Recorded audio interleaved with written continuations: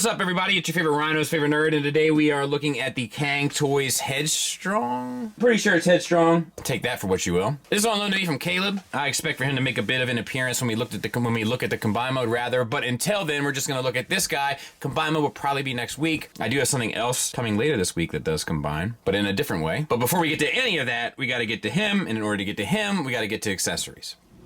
Accessory-wise, he comes with this blaster. It's mostly just straight plastic, which is not like them. However, they didn't paint a lot of this color plastic on their figure either, so maybe that's part of it. The silver is painted, as is the Tampo paint there. Looks good enough. And he'll hold it in typical Masterpiece style with pegging into his palm and wrapping his fingers around it. The gun can be stored on his back by tabbing in there. The gun can be stored in the back using this peg.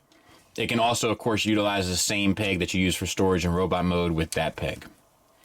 He comes with 3 different melee weapons, all painted with this metallic orange and then this silver over top. It's not my favorite orange in the world, to be honest. I've been meaning to talk about this, but it's here nonetheless, and that's what it is. And they all have handles. The handles do come out a bit to help you hold them, which he can do, just like his guns, with a peg in the palm of his hand. He comes with this piece, which I think is to combine the firearm for Predaking. I'm not entirely sure, but it doesn't seem to involve this robot, so maybe we'll deal with it when we deal with Predaking. Just that gray plastic again. You also get these 2 bits with 2 screws, which I think have to do with Thorilla. Once again, I won't be doing that, but I believe that's what it's for. You know, I don't know. Yeah, maybe we'll show it in the combine mode, maybe we won't. I don't want to make promises, but once again, just that gray plastic. Gimmicks-wise, this panel will open up, and you can take these little cannons here and sort of flip them out and around if you want to. You know, if you'd like, it's up to you. It's a possibility. And let's get in tight on the head sculpt for Dennis. It looks good. It's stylized, and I honestly think it's a little too far off the beaten path. But objectively, not comparing it to what I already know, it's a decent enough face. The features are at least defined. It's painted. The only issue is the light piping, of course, because it just looks dead. Unless it has lights behind it, which most of us do not. It's just not taking us into consideration there.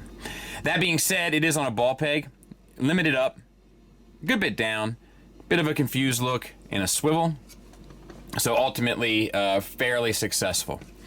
We'll move on to the shoulders. The shoulder pad is connected to the shoulder, which is the way it should be, and it gets out of the way pretty much on its own, which is nice, and gets you up to a little bit past 90 degrees. On top of that, you get the ratcheted 360 around. You have the shoulder pad, which is painted with the red and silver metallics, and then you have the translucent plastic here for the spiky bit, and then some Tampo plastic, paint, which is nice.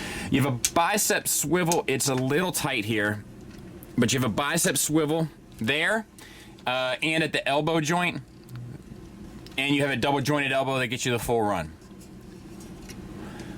Moving on, we have some Tampo paint on the forearm, and then we can finally say it on the side here with the metallic red, and then we have a little bit of silver and gold, as well as the silver on the paws.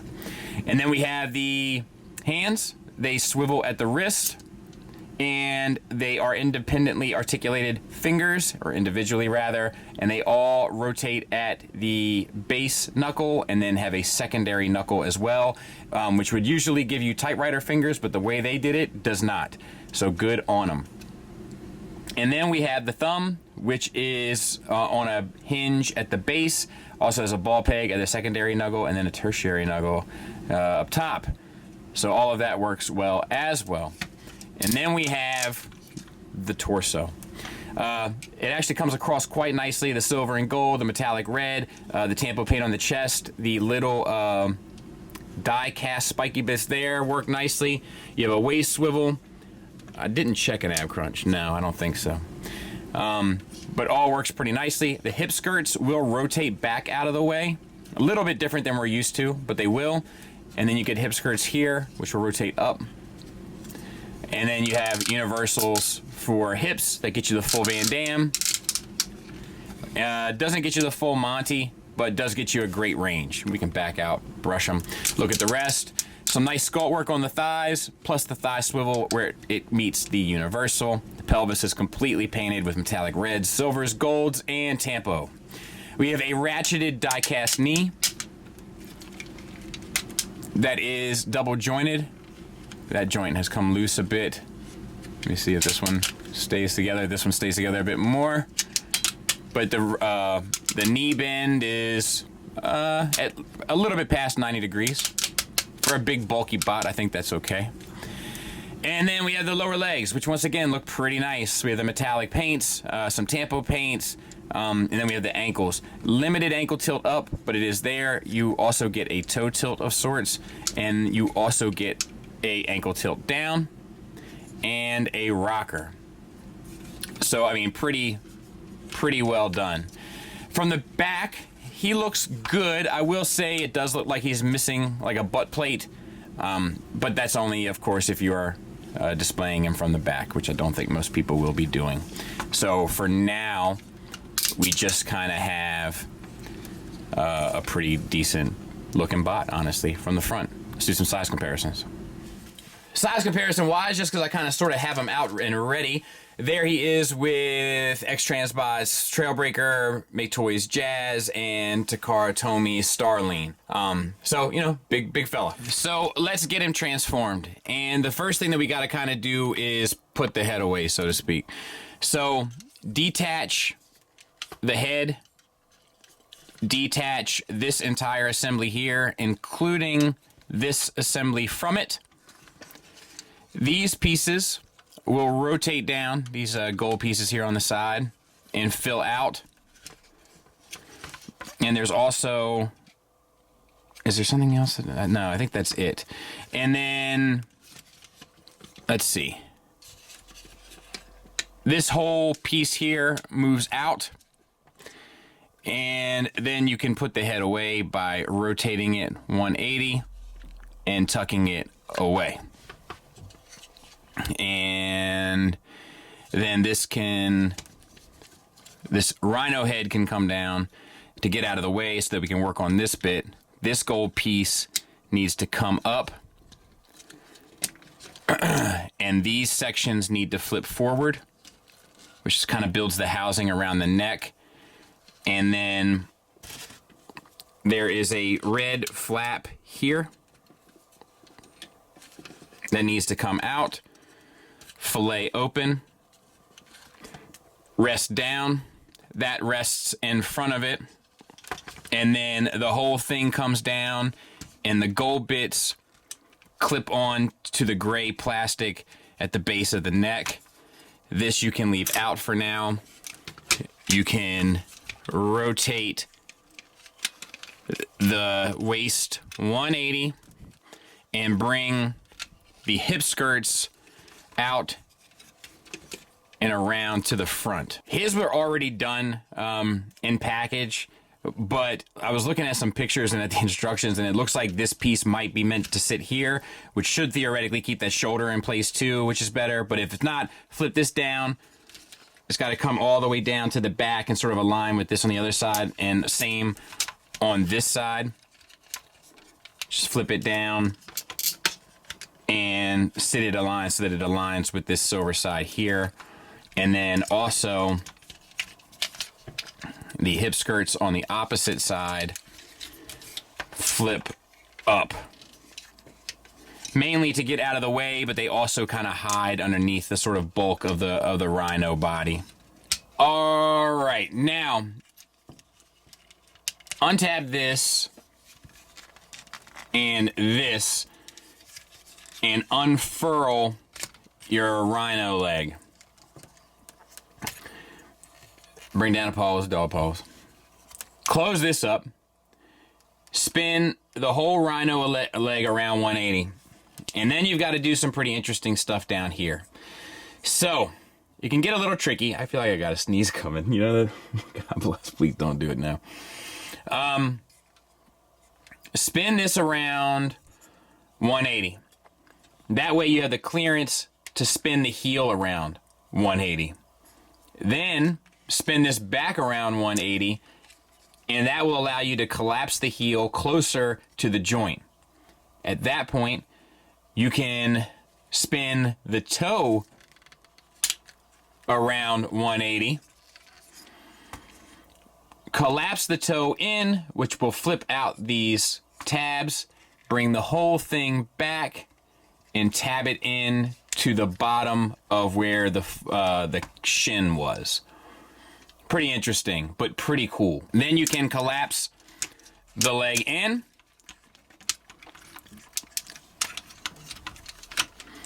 This tab comes up, rotates in, and is supposed to sit inside the thigh there. I'm not going to worry about it too much. And then this piece, I'm not sure, does this sit down in this piece? I'm going to guess that this sits over top. Yeah, my bad. This piece comes down around. But I don't really see how this pegs in anywhere. It just sort of sits there, which I guess is ultimately fine. But I will work on it to see if I can't get it any cleaner before we move on. Let's see if we can do the same on this side, though. So we're going to untab here. We're going to untab here. And we're going to unfurl the rhino leg. Collapse that. Spin 180. Little bit of plastic rub there. You probably can avoid it if you bend at that knee. Down here, once again, kind of interesting. Flips up, spins around. That will allow you to rotate the heel. Spin it back around. That will allow you to rotate the toe. Collapse the heel. Collapse the toe, which will reveal these two pegs here. And then rotate the whole unit up to peg in to the bottom of the foot. Then you can collapse the leg.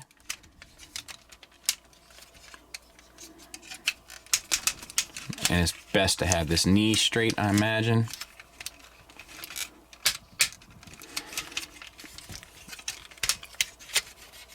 Make sure that this panel is not going to get in your way. Spin this piece in, and that's supposed to tab into the thigh. Once again, I will work on it, and then take this piece and collapse it down. And once again, it feels like it should peg in somewhere. I'm just not getting it. Now it's just a matter of cleaning up some of this stuff before we move on to the arm. So connect your back sections of the legs. You can move these pieces around, just get them out of the way for now. These pieces here, where we showed the gimmick, come out, rotate around, and then peg into these two gold pegs here. Same on this side.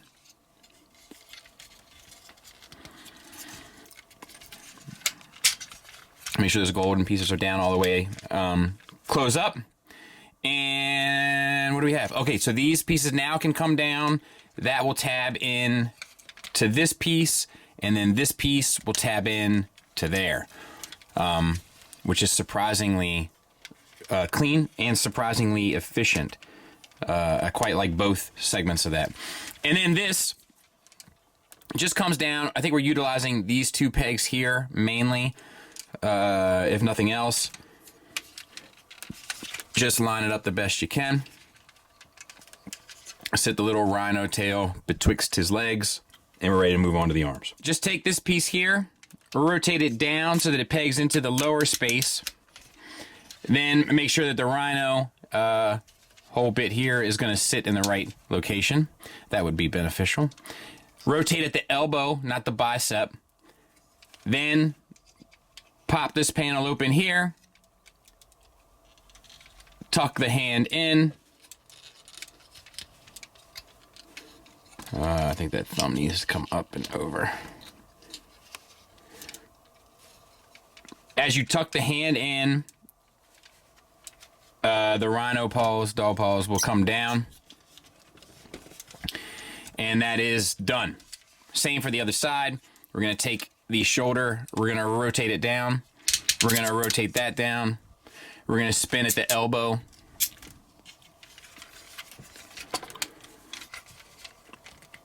We're going to pop that panel open. Make sure that the thumb is sitting on top, nice and flat. Tuck that joint in. As you do so, it'll flip the rhino paws down. Close that back up. Situate the head using the ball peg hinge so that it sits on. I don't think it pegs in anywhere, just sort of sits there. And that is it. I will clean it up. We'll take a look at it. So yeah, in short, I love this. I think it's awesome. I think it works really well. The head does turn at a ball peg. You have the jaw that opens with the teeth sculpted inside with die-cast plating, so it looks like metal, which is nice. You have all of the kind of Tampo paint around the head, translucent plastics on the horns. The shoulders pretty much operate the same way, but in terms of the knee, you do get the knee forward. You do get a bicep swivel basically as well. The doll paws are on ball pegs, so you'll get back forth. You'll get a hinge up down basically. You'll get a bit of an ankle rocker as well. For the rear legs, a little less sophisticated, but still pretty functional with a knee. And then the ankle ball peg, you pretty much just get the down that way. You know, 'cause some of these joints are really tight, so like it pulls against the transformation, and then to the side and the rocker, and then you get some tail wiggle waggle, which I'm always a fan of. Yeah, I think this is incredibly charming and good.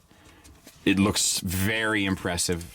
I think they did a great job. I like the bull a lot too, so it makes sense to me that I would like this. And then there it is next to Tiger Tracks. Let's go to combine mode. So flip all this up, tuck the tail in and in, and then you can put that back down, tab it back in. Over here, rotate the shoulders up. This shoulder pad needs to rotate up. There's a ball peg that it's on, and there's a peg here that needs to insert into the shoulder. Just sort of get it in the right spot.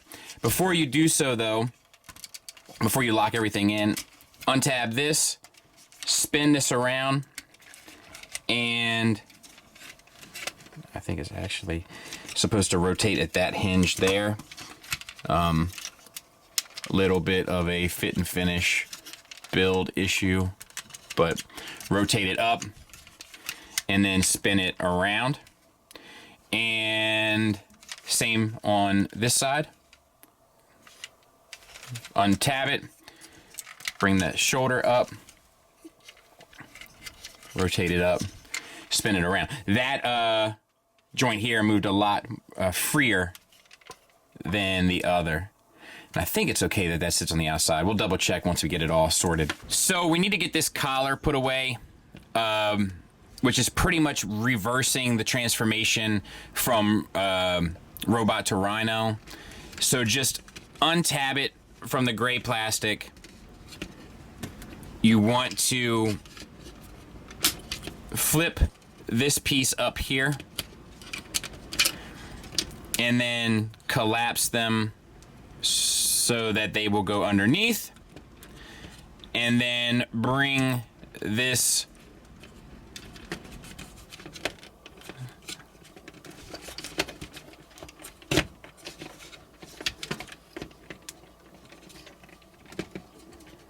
I think this is supposed to go down. There we go. And then there. And then it will just sit back into tight, and then you can kind of have the rhino head wherever you want. Rotate the bicep 180. Rotate the elbow 180. This will allow you to bend this on the back onto itself rather, and then rotate the paws of dog paws so that it's sitting across the kind of back, and then tab in that shoulder. Once again, line this shoulder up. There is a ball peg with a additional peg on it. Rotate at the bicep 180. Rotate at the elbow 180. Bring this back around onto itself. Rotate the paws of dog paws so that it can sort of hold its back. And then tab in your shoulder. Then we have the feet. So rotate the robot foot around 180. Those two gray tabs will tab back into the calf of the rhino. Do that on both sides.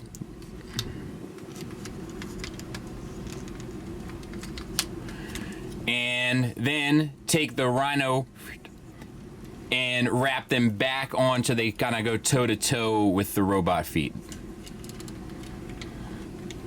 Then open up these panels.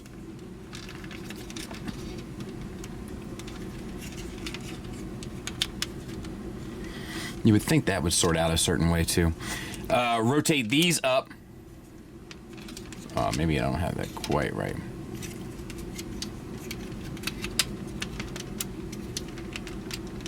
Yeah, like that. Then rotate these up.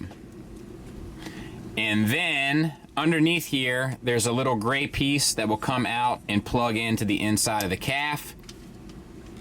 And you want to make sure calf. Look what I'm doing. And then slide that one in, and then that part's done. So then the last thing, turn the rhino head around and sit it on this side of the leg, and open this up. Fold this piece in. Rotate this up. Bring this piece back, and these two tabs are meant for these two slots, I believe. Actually, maybe not, because they're not going in. I guess they were from the chest, so disregard. So yeah, I'm not entirely sure about this. Oh wait a minute.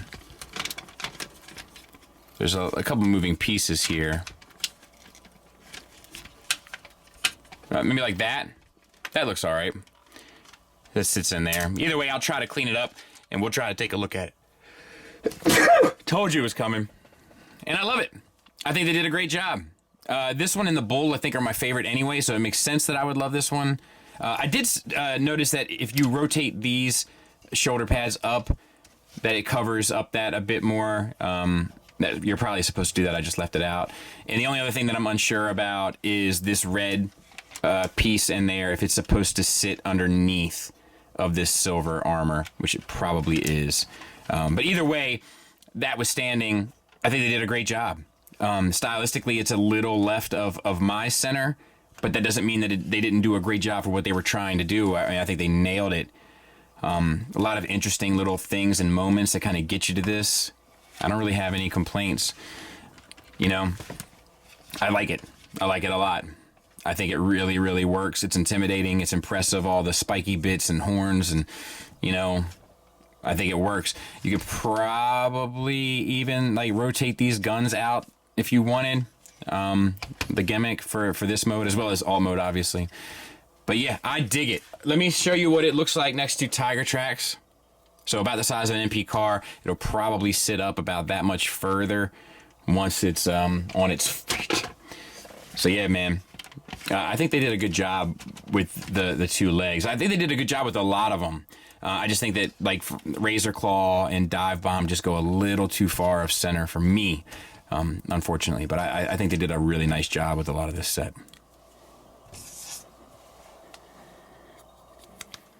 Final thoughts wise, we'll start with the negatives. One of my biggest issues with the bot anyway is the light piping. I've hit every single one of their figures for it, and I'm going to continue through. Keep it consistent, and I don't think it has any place in a modern masterpiece. I don't really think it has a place at all. I have yet to see a figure look better with light piping than it does with a painted eye visor or eyeball, so to speak. Both in alt mode and in robot mode, I think it's a little goofy. I don't think it does much for it. In fact, I think it detracts with the kind of impressive deco that these figures have to kind of subtract from it with a light piping eye set. It just seems so bloody silly to me. The only other criticism that I would have is some of the kind of fit and finish stuff. Like, some of the joints are a little tight. I'm sure you heard them squeak. A lot of that doesn't add to the kind of ease of transformation, which is interesting, and kind of you wish it was sort of unhindered by some of the tolerances. And if they had just had the tolerances a little bit more dialed in, I think you'd be looking at a really stellar offering. Not to say that it's not, but I mean something bloody near perfect. You know what I mean? And it's not the worst thing in the world. It's a criticism worth mentioning. Moving on to the positives, a lot of them are consistent with a lot of the things that they've released in the past. The sculpt is consistent with the standard that they've set. It's painted beautiful from top to bottom. It's built really well with ratchets and hardware everywhere, as well as good materials, including die cast and translucent pieces that are used in interesting manners, like the spikes in the chest or the spikes on the shoulders for the die cast versus the translucents, as opposed to the light piping. Comes with an appropriate amount of accessories that he can integrate well, and very intimidating presence in the end. I also love the alt mode. I think that the combined mode works really well, and I think the transformation to get to both the alt mode and the combined mode are interesting, fun, intuitive, sometimes surprisingly inventive. It really works, man. It's a really well done piece, and if you're in for the set, obviously you're probably already in. If you're picking and choosing, if you're trying to make a decision, I can tell you that objectively, it's a really well done figure. Subjectively, your tastes are your taste, and that I understand. And with that, thanks for listening, thanks for watching. Until next time, take care.